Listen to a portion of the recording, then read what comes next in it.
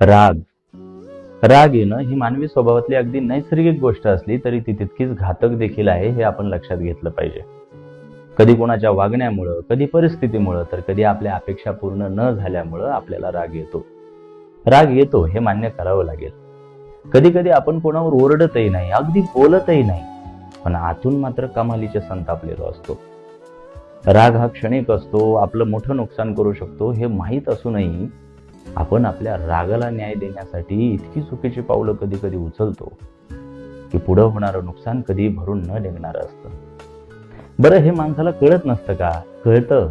मग तुका म्हणे, जेव्हा फिरते कपाळ तेव्हा होतो योगा मंगळ. एकदा का हे फिरलं तेव्हा मात्र सगळे अमंगळ होण्याचे योग आपोआप जुळून येतात. क्रोधाला हातपाय नसतात, तो तुम्हालाही अपंग करून ठेवतो. निर्णय तुमचा आहे.